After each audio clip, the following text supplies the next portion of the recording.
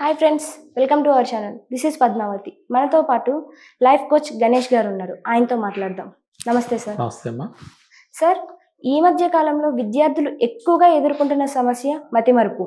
చాలా మంది చెప్తూ ఉన్నారు, మేము చదువుకుంటున్నాం కానీ ఏది గుర్తుండటం లేదు, డే బై నైట్ చదివినా కూడా ఏది కూడా సరిగ్గా గుర్తుండటం లేదు, మర్చిపోతున్నాం అని.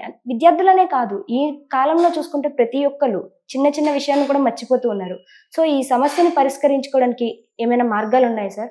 ఉంటే గనక టిప్స్ చెప్పండి సార్. జ్ఞాపక శక్తి ఇది లేదు, ఎగ్జామినేషన్ టైము, దానివల్ల మర్చిపోతున్నాం, మార్కులు సరిగ్గా రావట్లేదు అనేది జనరల్ కామన్ ఇదిగా కనపడుతుంటుంది మనకి. విషయం చెప్తాను. ఈ మధ్య మా ఫ్రెండ్ వాళ్ళ ఇంటికి వెళ్ళారు. వాళ్ళకి ఇంటర్మీడియట్ చదివేటువంటి అబ్బాయి ఉన్నాడు, అతని పేరు రాజు. ఇంటికి వెళ్ళాను ఈవినింగ్ పూట.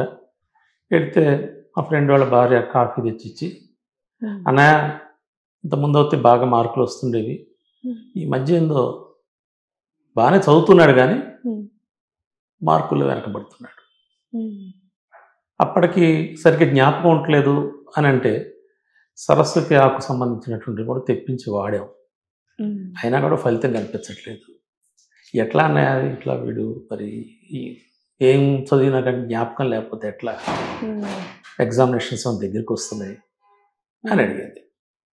వచ్చే ముందే వాళ్ళ అబ్బాయిని చూశారు. వాళ్ళ అబ్బాయి పక్క రూమ్లో టీవీ చూస్తున్నాడు. టీవీ చూస్తూ ఏదో చిప్స్ తింటున్నాడు. చిప్స్ తింటూ అతని పక్కన వాళ్ళ ఇంట్లో కుక్క పిల్ల పెంచుకుంటున్నారు. ఆ కుక్క పిల్ల ఉంది, దాన్ని ఉడుతున్నాడు, చిప్స్ తింటున్నాడు, టీవీ చూస్తున్నాడు. మధ్యలో వాళ్ళ ఫ్రెండ్తో ఫోన్లో మాట్లాడుతున్నాడు. ఇది గమనించాను. మనం ఏదైనా విషయాలకు సంబంధించి మనిషికి ఎట్లా నమోదవుతాయి, మైండ్లో ఎట్లా రిజిస్టర్ అవుతాయి, మనకు పంచేంద్రియాలైనా ఇది ఉన్నాయి. కళ్ళు, ముక్కు, నాలుక, చెవులు, చర్మం. ఈ 5 పంచేంద్రియాల ద్వారా వీటిని జ్ఞానేంద్రియాలు అంటారు. ఈ సెన్సెస్ ద్వారానే మనకు జ్ఞానం వస్తుంది. కళ్ళతో చూస్తాం, ముక్కుతో వాసన పీలుస్తాం, నాలుగుతో రుచి చూస్తాం, చెవులతో వింటాం, చర్మం కూడా స్పర్శ ద్వారా అనేక విషయాలు తెలుసుకుంటాం. ఈ 5 పంచేంద్రియాల ద్వారానే మెదడులో అనేక విషయాలు నమోదవుతుంటాయి, రికార్డ్ అవుతుంటాయి, రిజిస్టర్ అవుతుంటాయి. ఇందులో 80%, 80% కళ్ళు తాలూకు సంబంధించినటువంటి రిజిస్టర్ చేసేటువంటి విషయాల్ని మెదడులో 80% కళ్ళు ఆక్యుపై చేస్తాయి.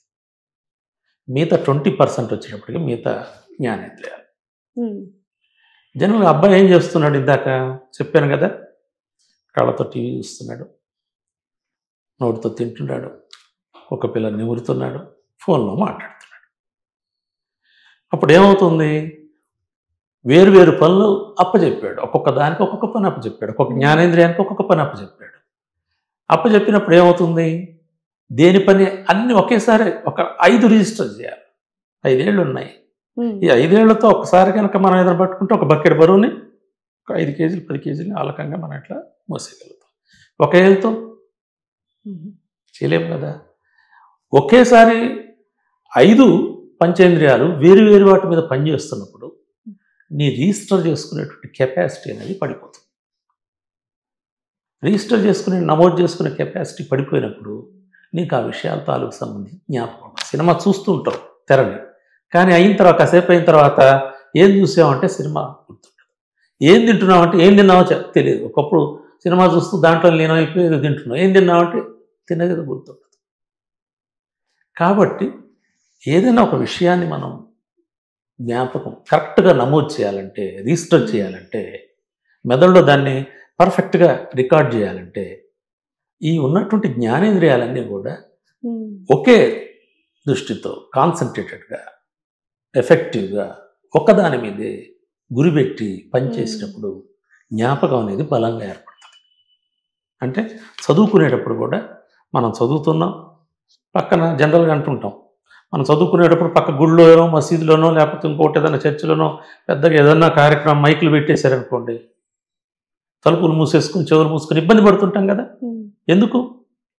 కళ్ళు పనిచేస్తున్నాయి, చదువుతున్నాం, కానీ చెవులు వేరేది రికార్డు వచ్చి దూరిగలాగా లోపల పడుతుంది.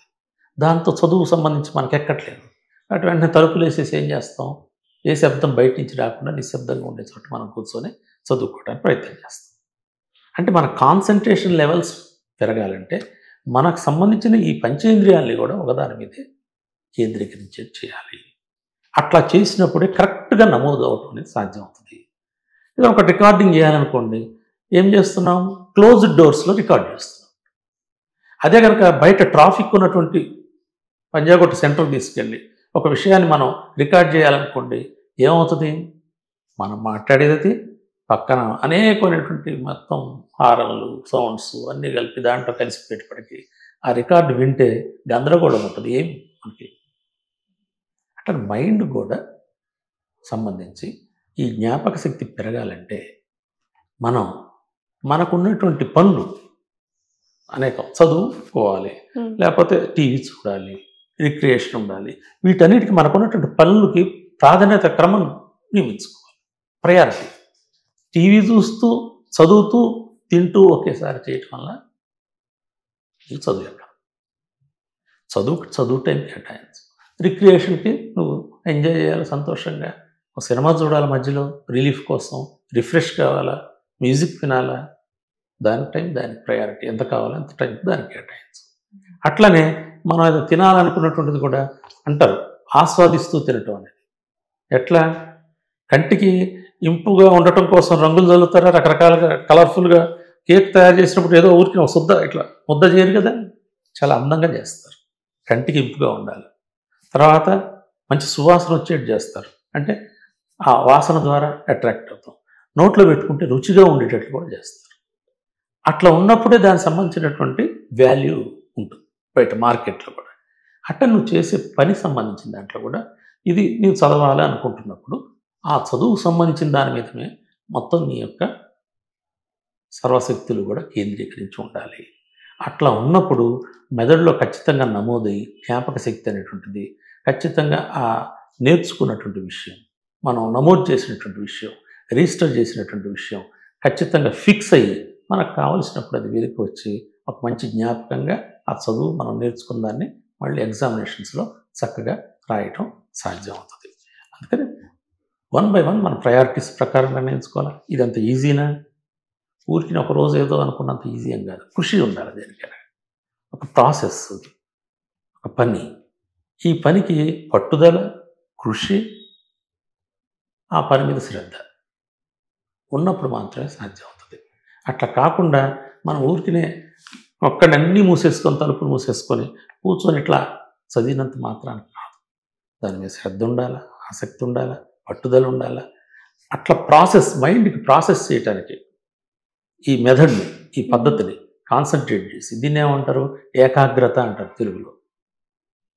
ఏకాగ్రంగా ఉండాలి, ఒకదాని మీదే మొత్తం నీ యొక్క పంచేంద్రియాలని కేంద్రీకరించు, జ్ఞానేంద్రియాలని కేంద్రీకరించు, దాన్ని ఏకాగ్రత అంటాం. ఈ ఏకాగ్రత అనేటువంటిది ఫస్ట్ స్టెప్ టు రిమెంబర్. అంటే జ్ఞాపక శక్తికి మొదటి స్టెప్ ఏంటంటే ఏకాగ్రత. ఈ ఏకాగ్రత సాధించి వాళ్ళు ఎవరు కూడా జ్ఞాపకాలు లేకుండా, జ్ఞాపక శక్తి లేకుండా ఉండదు. ఖచ్చితంగా జ్ఞాపక శక్తి ఉండాలంటే ఏకాగ్రత అవసరం. దాన్ని సాధించడానికి కృషి చేయటం కూడా బాధ్యత. ఇది ప్రయత్నించి చూడండి. ప్రతి ఒక్కళ్ళు కూడా మనకు అన్ని సెన్సెస్ని వాడి మీరు చదవండి. మీకు ఖచ్చితంగా జ్ఞాపకం ఉంటుంది. ఎగ్జామ్స్లో మీరు మంచి మార్కులతో పాస్ అవటం కూడా సాధ్యమే. ఇది ఫస్ట్ స్టెప్. ఇంకొన్ని ఉన్నాయి, ఇంకొన్ని టిప్స్ కూడా మళ్ళీ ఇంకోసారి చెప్పుకుందాం.